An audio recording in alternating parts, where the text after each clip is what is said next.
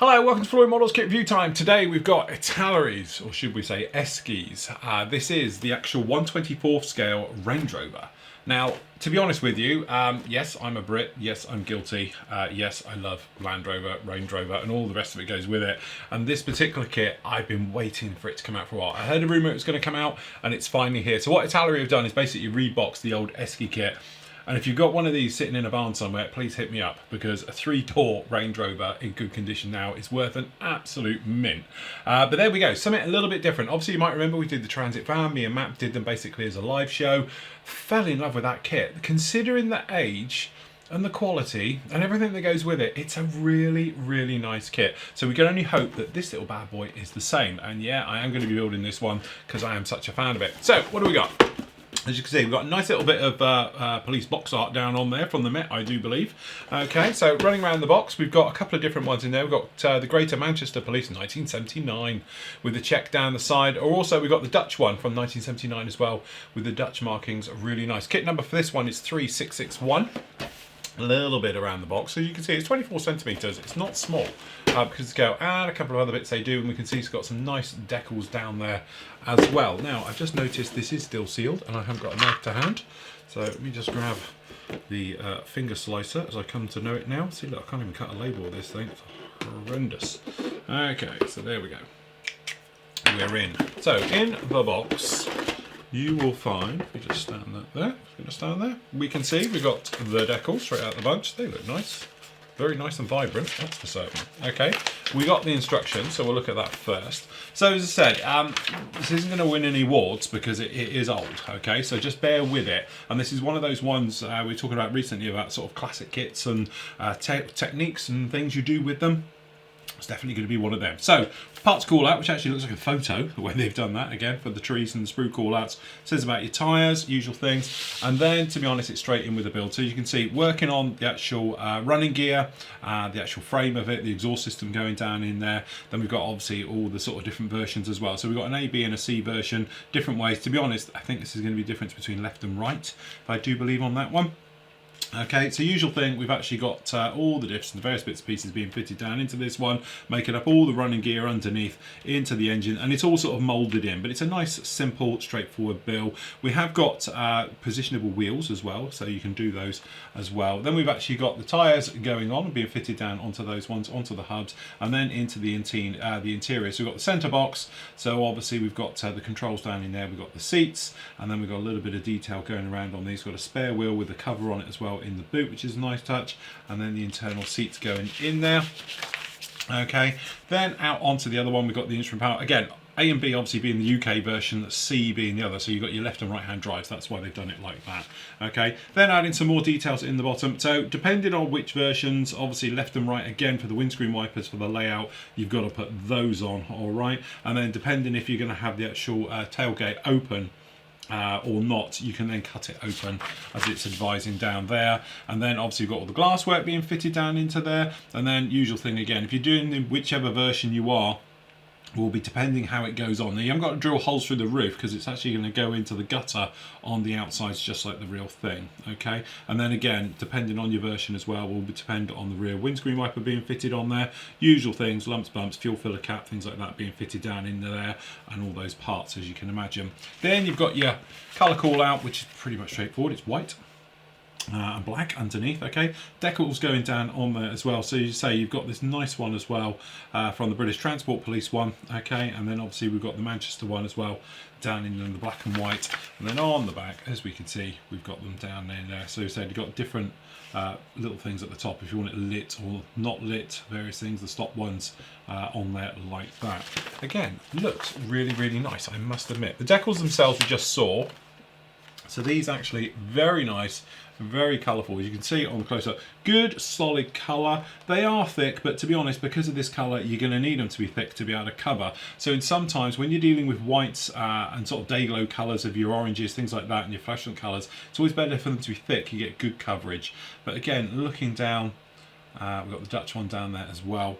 Really, really nice indeed. Okay, and it would be interesting, I haven't done it, but I bet that this number plate is off a real Range Rover. If it follows the same suit of what they did with the Transit, it is off of a Transit, which is the weird thing to it. Okay, so I'll do those in a minute. Let's try and get in here. The bag is very tight. Okay.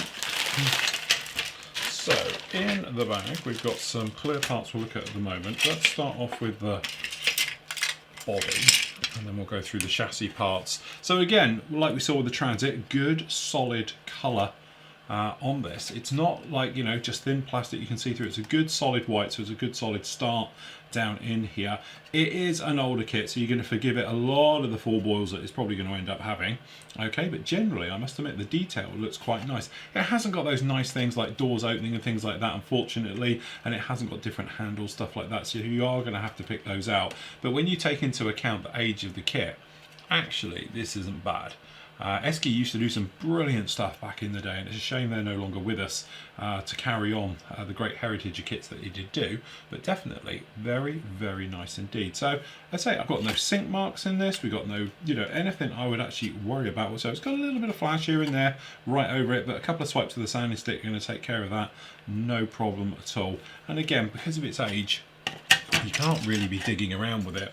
So down in here we've got the seats. Okay, so we've got the rear seats down in there. Again, not going to win any awards with these, let's face it, they are what they are, but it's a good starting point. Okay, we do have one hell of a sink mark just down in the middle, but again, it's one of those things. Nicely, we've got the texture on the spare wheel cover as well for the wheel that will be in the boot. We've got the hubs there, but you got your brakes and the various items are all pretty good on this. And down in here we've got the internal with the actual latch on the back, so that's actually pretty good. It's a nice, quick, straightforward build. You think me and Matt built ours within about an hour, and then you can just spend your time doing everything to it. So again, we've got some of the seats, we've got the exhaust system, we've got that instrument panel being fitted down into there, some of the smaller parts as well. We've got the windscreen wipers for different types of windscreen wipers, obviously left and right, fuel tanks, things like that down in here. So we've got hand brakes, gear sticks, diff locks, all those different things down in there. We've got the running gear, that's looking all pretty good. Yeah, I must admit, that's actually looking good. Considering the age of it, you take this kit and you go, right, okay, it's nothing new, and they weren't brilliant in the first place. It's actually holding up well. Yes, it's got horrendous sink marks in it and all these things, but again, it's one of those things you're going to forgive because of the nostalgia value in this particular kit. So as you say, we've actually got the chassis type parts down in here, all molded in, all ready for you. Okay, and then on the underside we have got a bottom end of the engine, a little bit of running gear, but unfortunately we have got various sink marks, but let's face it, you're not going to be displaying it upside down anytime soon. But in the inside we've got the door cards and things like that fitted down into there, no problem at all. And again, it's got ejector pins all over it and all those things, but it's still a Range Rover. Who doesn't love a Range Rover? Okay, little bits at the front, we've got the mirrors, the side, and all these different things. And some of it really, when you're talking, when you get little sink marks, things like that, you know, in the actual side cards and things like that, it's not a problem. The only thing is, you know, we're flush here. Technically this is the face size with ejector pins. Why they didn't mould it the other way around, I'm not sure, because that would have been a lot easier, I would have thought. And then you don't have the ejector pin marks in the door cards, things like that. So yeah, it's a real shame on that one. Okay, tyres. I'll just pop a tyre out. Okay, so you get the 4, the 5th is hidden, and again we do have some details written down in there. So these are actually today, they're called, is it Michelin? Or yeah, they have actually got, no, Mitchell. Yeah, no, it is, they have actually gone, they're just making sure. It looks like they've changed a C for a G, and that gets around that problem. Or have they? No, it's a C. Alright, okay, they've gone for it, which is fair enough. So 205s by 15s. Very nice indeed. And again, you've got some marks in here, injection moulding marks in this. This is going to take a bit of a thing. You have got quite a nasty centre seam running through all this one as well. Alright, but it's one of those things where it's just going to need a bit of a tidy up. Hit it with a sander, you'll be good to go. So you've got 4 of those. Okay, then last up, we have the clear parts. So, just jumping in here. And again, when you take into account the age on the close-up, I know it's flat, but there's still no distortion in this whatsoever, and that's the nice thing, being flat. And again, we've got the boxes over here. That's obviously for the sirens and the lights and everything else on there. Okay, for the old blues and two section. But generally, just the lenses are actually quite nice. You can probably see there, like Fresnel lenses actually work, which is a nice touch.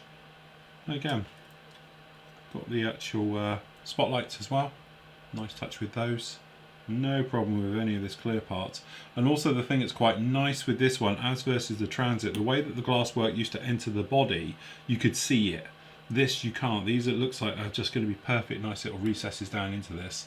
But no problem at all. We've got a little bit of scuffing on some of these, but I think they'll come out and polish out, no problem at all. Or fading out, just dip them, and you'll be good to go.